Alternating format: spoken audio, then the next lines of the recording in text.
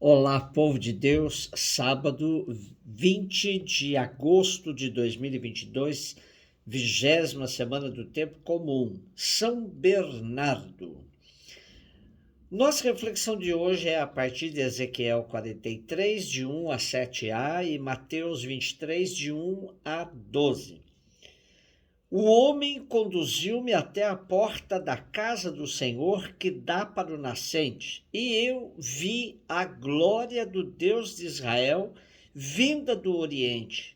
Um ruído a acompanhava, semelhante ao ruído de águas caudalosas, e a terra brilhava com sua glória.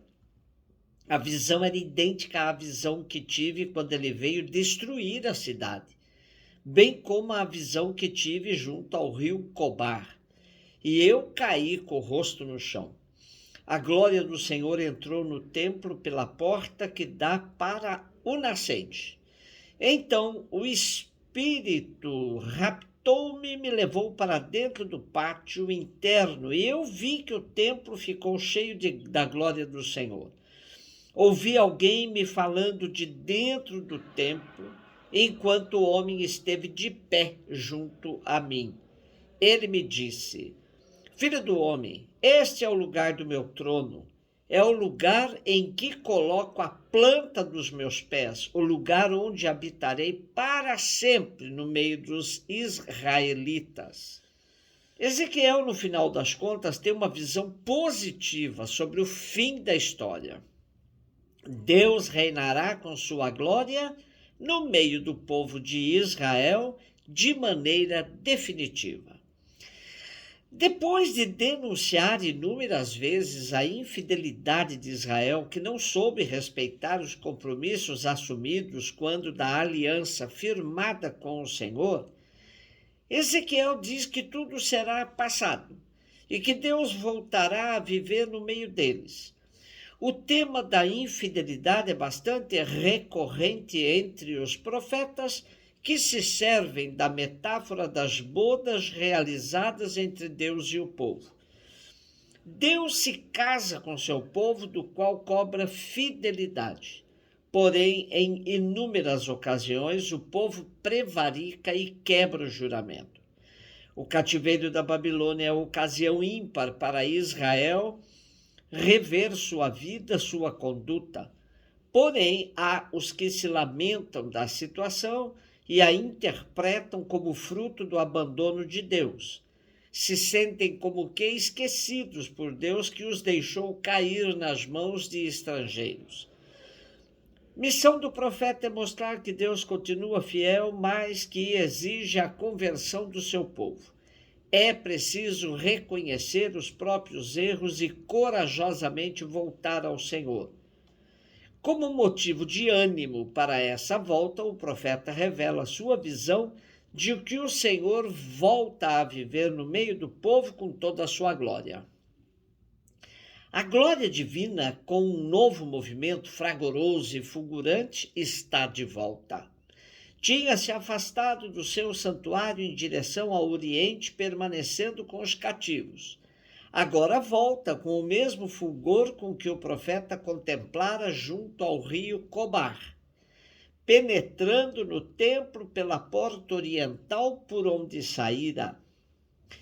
No átrio interior do templo, Ezequiel vê uma nuvem luminosa encher o templo, como acontecera no Êxodo e no momento da consagração do templo de Salomão. Deus volta a reinar em Israel. Restabeleceu no templo o seu trono. A restauração de Israel é para sempre, e a presença de Javé no meio do seu povo é definitiva. Ao contrário de Ezequiel, nós sabemos que a história não acaba aqui. A presença verdadeiramente definitiva de Deus no meio do seu povo não será num templo, mas na carne humana de Jesus Cristo, o Emanuel, o Deus conosco. Mateus 23, de 1 a 12. Jesus falou às multidões e aos seus discípulos: Os mestres da lei e os fariseus têm autoridade para interpretar a lei de Moisés.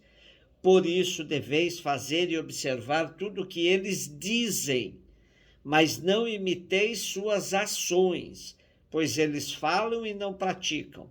Amarram pesados fardos e os colocam nos ombros dos outros, mas eles mesmos não estão dispostos a movê-los, nem sequer com um dedo. Fazem todas as suas ações só para serem vistos pelos outros.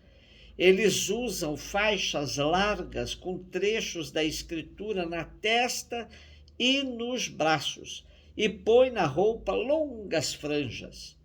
Gostam de lugar de honra nos banquetes e dos primeiros lugares nas sinagogas.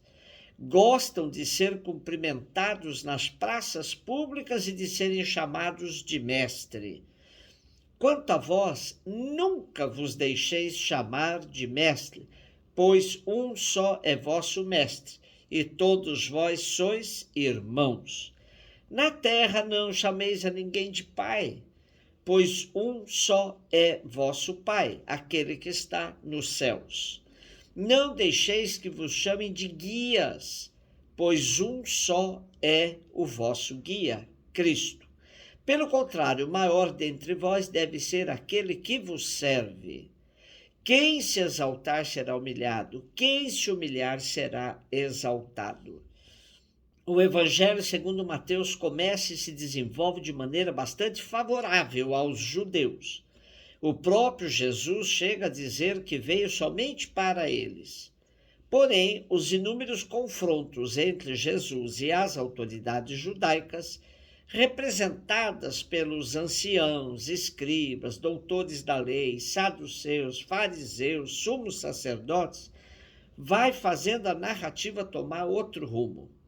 Jesus não poupará críticas a todos esses grupos que lhe fazem oposição direta e abertamente. O capítulo 23, do qual lemos seus 12 primeiros versículos hoje, nos mostra o auge dessa polêmica. Popularmente, podemos dizer que aqui Jesus chuta de vez o pau da barraca. Não dá mais para ficar tentando convencê-los de qualquer coisa, sobretudo acerca de sua messianidade. Jesus alerta a multidão e a seus discípulos para ficarem muito atentos contra a hipocrisia dessa gente que fala e não pratica o que fala.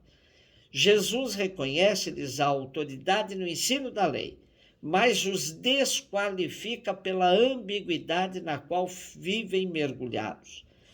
Mantém uma boa aparência no meio do povo, de pessoas cumpridoras da lei, mas ninguém se sustenta a vida inteira somente de aparências.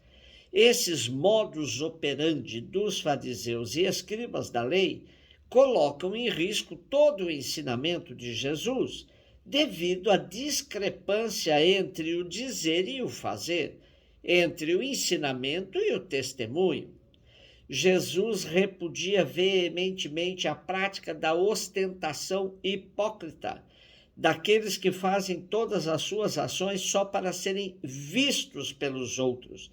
Usam faixas largas com trechos da Escritura na testa e nos braços, põem na roupa longas franjas, gostam de lugar de honra nos banquetes e dos primeiros lugares nas sinagogas. Gostam de ser cumprimentados nas praças públicas, de serem chamados de mestre.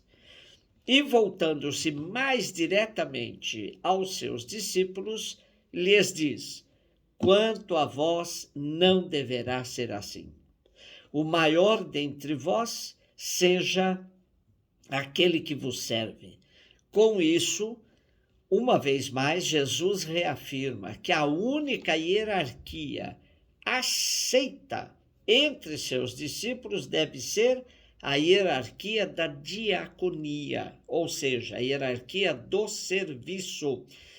Celebramos hoje São Bernardo, que nasceu em 1090 e morreu em 1153. Foi um mestre na fé, pois soube unir contemplação e ação, fé e razão, obediência e bem comum, Não ficou trancado no mosteiro, de onde saiu para enfrentar as grandes questões político-religiosas do seu tempo. Foi um cristão completo, mestre espiritual de inúmeros santos.